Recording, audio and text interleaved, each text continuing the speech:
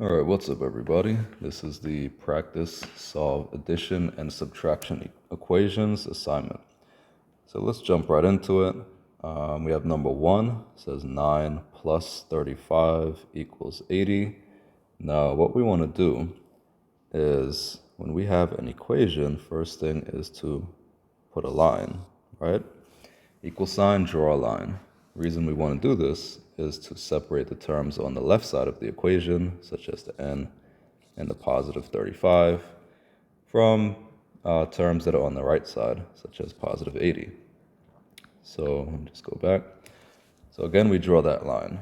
After we draw this line here, we want to look at the sign. So what operation is in our problem? Well, we see this says plus 35. So I see addition. Anytime you have a sign, you want to look at what you have and do the inverse, which means the opposite. So the opposite of adding 35 is to subtract 35.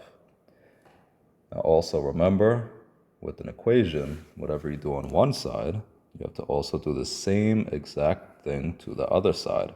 That's how we keep it balanced. So on the left side, if we subtract 35 here, that means we also have to subtract 35 from the right side of the equation. Okay. Now we know with our 35s, they're going to cancel each other, meaning that it's going to be 0 because I have the same number, which is 35, with opposite signs. On top says positive 35, on the bottom says negative 35 or subtract 35. It's going to be 0. You don't have to put 0, just put that slash right through. That also means they cancel. Then you're going to bring down the n, bring down your equal sign, and 80 minus 35 would be 45. So that means our answer for number one is choice B. So n equals 35. Okay, each problem we do is going to pretty much follow the same steps. So number two, again, first thing, equal sign, draw your line. So you know the terms that are on the left side of the equation, like the r and the negative 4. And you know the term that is on the right side, which is positive 7. Okay, next thing we want to do, look at the sign. So again, I see minus 4. So I need to do the inverse. Opposite. The opposite of subtracting is to add. So I have to add 4 to the left side of our equation. And again, whatever we do on the left side, we have to do the same on the right side. So I also add 4 there. Again, the 4's will cancel. They're going to give me a sum of 0, since I have the same number 4 with opposite signs. Again, you don't have to put 0, just put that slash right through. Bring down your variable r, bring down that equal sign, and 7 plus 4 is going to give us a sum of 11. So answer for number 2 is A, r equals 11. Okay, heading down to number 3, we start to get a little introduction to some word problems here.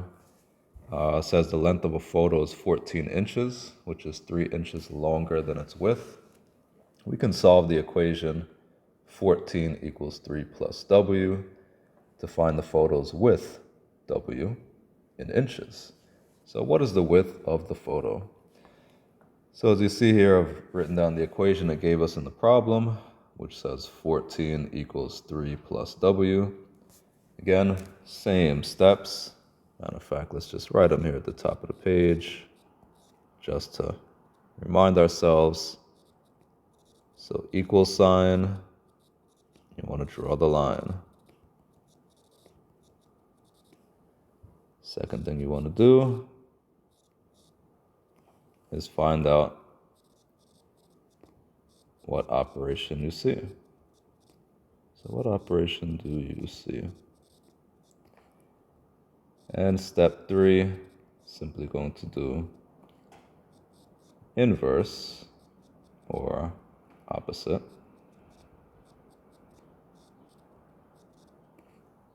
Operations on both sides of the equation. Okay, so same 3 steps I'm going to be referring to on every problem. Step 1, equal sign, draw the line. So let's do that. Again, we want to do that so we know what terms are on the left side versus the right side, so we don't end up doing the same operation on the same side. All right, step 2. What operation do we see? Well, this one's a little tricky. I do see it says plus W, but here's what I'm going to do. I'm going to show you what not to do. Yes, I see it says plus here, but I'm not going to subtract W on both sides because I need my variable still to be in the problem. I don't want to get rid of it. And even if I tried to do that, if I did this side here, I can't do 14 minus W, right? We've learned what like terms are in a previous lesson. 14 and W are not like terms because they don't have the same variable. So I cannot subtract 14 minus W. So now that we've seen what not to do, let me just rewind and show you what we should do instead. All right, let's get back our red. So again, we did step 1, equal sign, we drew the line. Step 2, the operation we see, it is still addition. You could think of it as positive. If you look right here, all right, we want to move our constants, which are numbers that don't have variables. We want to move that, positive 3, and we want to get rid of it. So we know it's positive 3 because there's no negative sign in front, like I just put here. So if there's no negative sign, the number is automatically positive. So what we want to do is we see that it's a positive 3, and we want to do the inverse, which means we want to subtract 3. Okay? So be careful on that you don't subtract the wrong term. Now again, step 3, I'm going to do the inverse or opposite operation on both sides. So we've done it to the right side of the equation. Now we're going to come over to the left side of our equation and also subtract 3. The 3's will cancel out. 3 minus 3 is 0. Let's cancel them. Bring down our W. Bring down our equal sign. And 14 minus 3 is 11. So our answer is B, 11 inches. Okay, I know number 3, it looks a little bit different because our variable this time is on the right side of the equation, but don't get confused. We're still doing the same steps. We want to get rid of our constants, which are those numbers that don't have variables. We want to try to move them to one side, leaving our variable all by itself, which we say it's isolated, and then we can finish our problem. So in number 4, we have another equation here. H minus 120 equals 80. And in the word problem says H is the original height of the elevator before it descended. So before it went down. All right, same first step. Step 1, equal sign. Let's draw that line. Separate our left and our right side of the equation.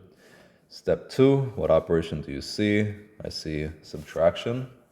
It says minus 120. So step 3, we need to do the inverse or opposite. Opposite of subtracting is to add. So I'm going to add 120. And again, whatever we do on one side of the equation, we have to also do to the other side. So on the right side, also add 120. Now we know the 120s will cancel since it's the same number with opposite signs, leaving us with a sum of 0. Going to bring down our H, bring down our equals, and 80 plus 120 will give us 200. So our answer here would be D, 200 feet. All right, number 5. Now number 5 has a fraction, actually a mixed number. I know fractions aren't our favorite, but we have learned how to do them in the past. So it says Colin adds 2 3/4 quarts of orange juice to some apple juice to make 4 1/4 quarts of fruit punch. He solves the equation A plus 2 3/4 equals 4 1/4 to find the amount, which is the letter A, of apple juice. What is the solution of the equation? All right. So again, we're going to follow the same steps once again. It's about being consistent. So step 1, equal sign, we're going to draw our line.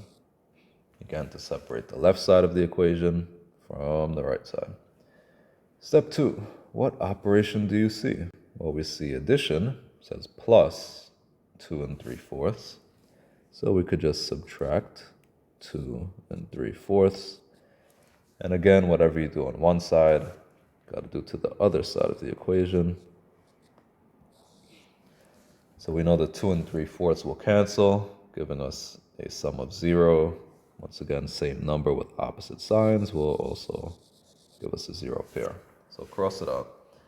Then we get A, and then we get equals. And then this is the part we may get stuck on, because we have two mixed numbers. So what we can do is we can change the mixed numbers into improper fractions, then convert them back into mixed numbers. That's one way.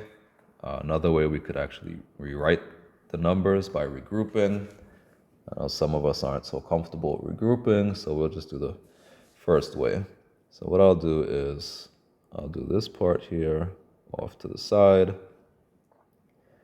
So 2 3/4, if we have to make this mixed number into an improper fraction, we're going to multiply the denominator 4 times the whole number, which is 2. 4 times 2 gives us 8.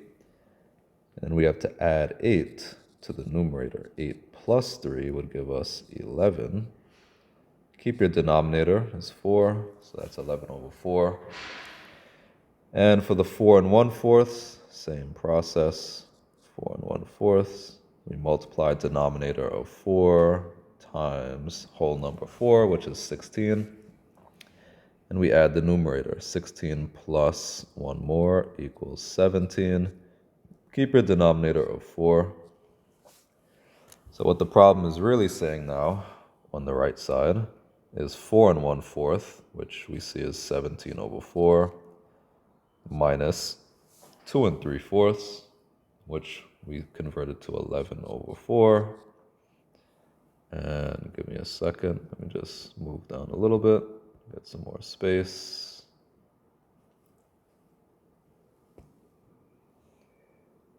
And so now, actually, let me move these down a little too. So our next problem is coming up.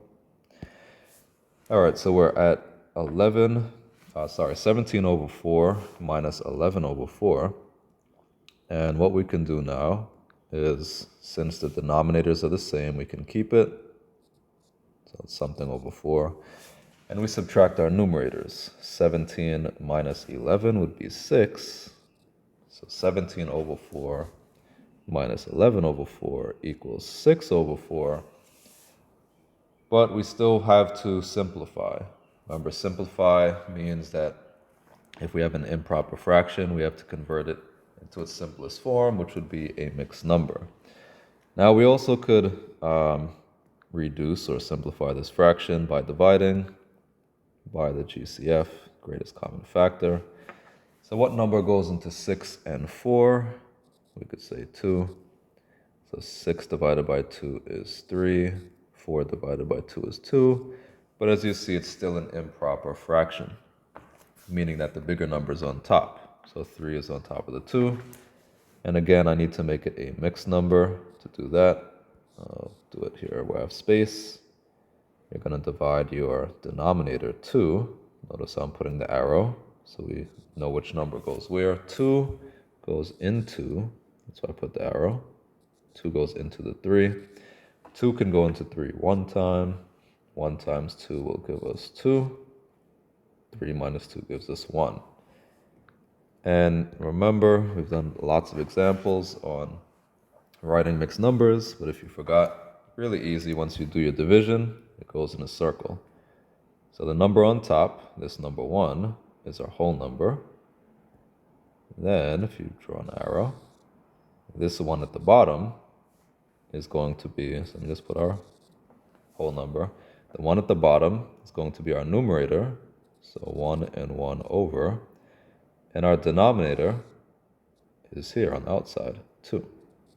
So answer 1 and 1/2, which is letter A. All right, so that one, we had to work a little bit more. Took us a little longer, but we did get the answer for that one. Okay, so that was number 5. All right, number 6. Now to do number 6, since I used up a little bit extra space here, I have to slide this one down a little bit. All right, so number 6. Just clean this up a little.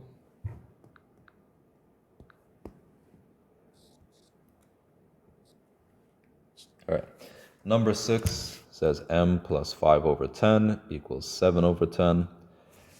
So I know the steps aren't here at the top of your screen, but we should still remember them. First step, equal sign, draw that line, separate your left side from the right side of the equation. Next, step 2, let's look for our sign. So what operation do we see? We see addition. It says plus 5 over 10. So step 3, I have to do the inverse or opposite of what I see. Inverse of adding is to subtract. And you have to put the same number, so 5 over 10. Remember, whatever you do to one side of the equation, you balance it by doing the same exact thing to the other side. So right side I also subtract. Remember, we have the same number, in this case 5 over 10, with opposite signs. Always going to give us a sum when we add it of 0. Cross them out, cancel them. Bring down your letter M. Bring down your equal sign. And from the previous problem, we see that when we have the same denominator, we can keep it. So they both say 10, I can keep the 10. And now I can subtract the numerators, so 7 minus 5 is 2. So I get 2 over 10. But remember to always simplify your answer, meaning there's a number I can divide 2 and 10 by evenly with no remainder, and that's what we have to do. So I know I'm a little tight on space. I'll do it off to the side here. So we take our 2 over 10, remember what we learned before, divide by our GCF, greatest common factor. So the number that goes into 2 and 10 evenly with no remainder is the number 2. 2 divided by 2 is 1. 10 divided by 2 is 5. So my final answer is m is equal to 1/5. All right, let's scroll down a little bit more. We have a little bit more space here. So let's slide all these down. Get to number 10 in a bit. But for now, we're at number 7. So number 7, I slide this out the way. 7 says 12 equals x minus 24. Again, first step, equal sign, draw your line. Second step, what operation do we see? We see subtraction, minus 24. So the inverse of that is to add. So whatever I do on one side of the equation, I have to do to the other. Again, the 24s will cancel, giving me 0. Cross them out. Bring down our x, bring down our equal sign, and 12 plus 24 will give us 36. So I answer 36 equals x. Again, don't get thrown off that the variable's on the right side of the equation this time instead of the left. We do the same exact steps. Okay, number 8 says c minus 14.9 equals 25.3. Again, same first step, equal sign, draw a line. Second step, what operation do we see? We see subtraction, it says minus 14.9. So we do the inverse. Opposite of subtracting is to add. So we add 14.9.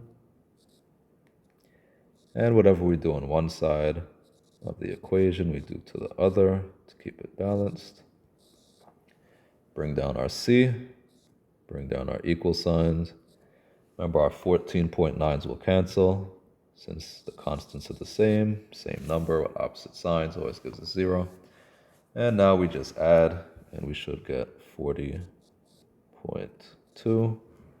Again, if you just want to show the work, 3 plus 9 is 12. Carry that 1. 1 plus 5 is 6. 6 plus 4 is 10. Put a 0. Carry this one. 1 plus 2 is 3. 3 plus 1 is 4. So C equals 40.2. All right, almost done. 2 more to go. Number 9 has a movie ticket. Movie ticket in the evening costs $9, which is $3 more than in the afternoon. We can solve the equation 9 equals 3 plus C to find the cost C in dollars of an afternoon movie ticket. What is the value of C? So first thing, I wrote this wrong. It says plus. That's important. All right, here's our equation. It says 9 equals 3 plus C. So again, same steps, equal sign, let's draw a line. Then we look for our operation. What do we see? We see addition. It says plus C, yes, but we don't want to subtract that.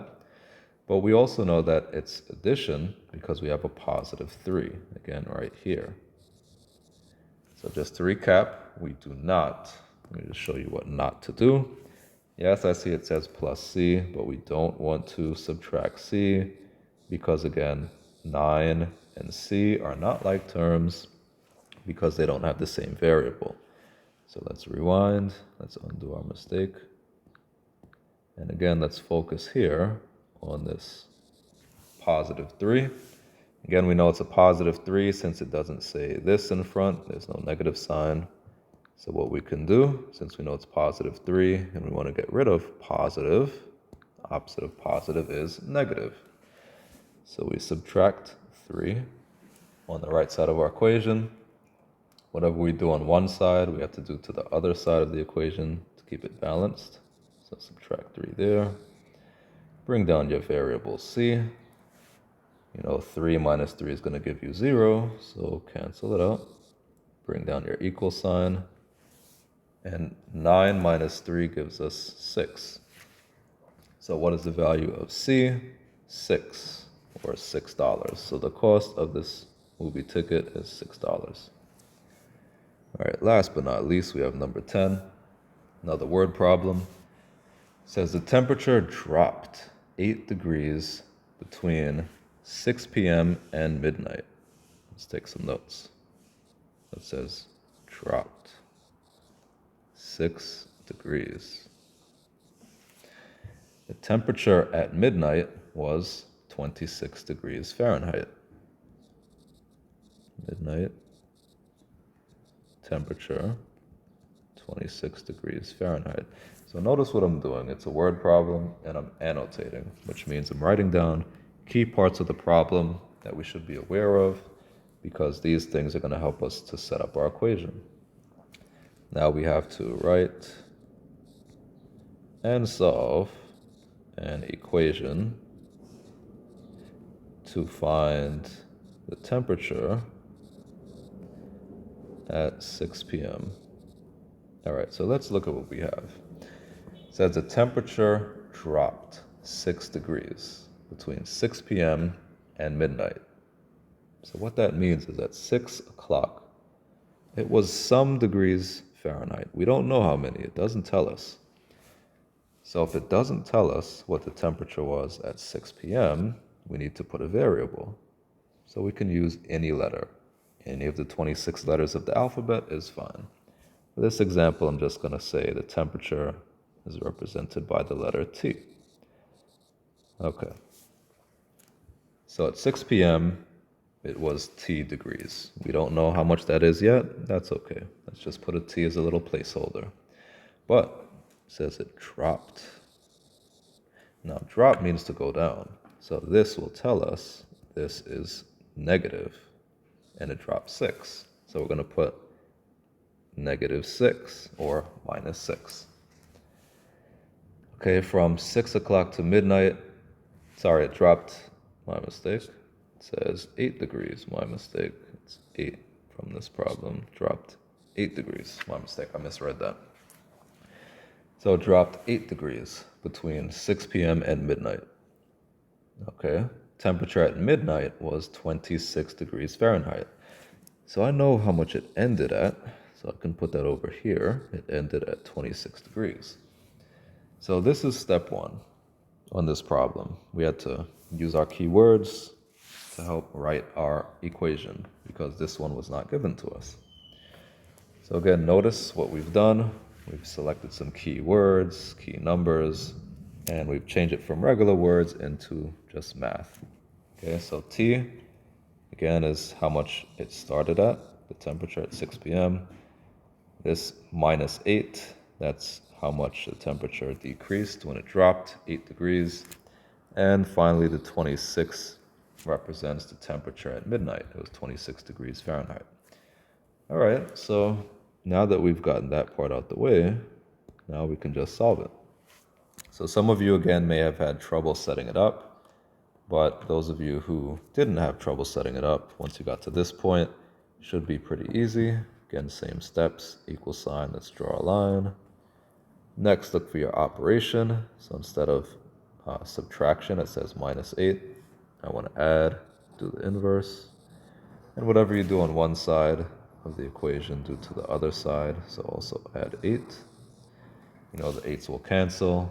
Since the constants are the same, still 8, but opposite signs, giving us 0. Bring down the letter T, or whatever variable you use for your temperature. Bring down equals, and 26 plus 8 more is 34. So the temperature at 6 p.m. was 34 degrees. And that's it. So let me know if you have any questions. Make sure you pause or rewatch the video. And I'll catch you on the next one.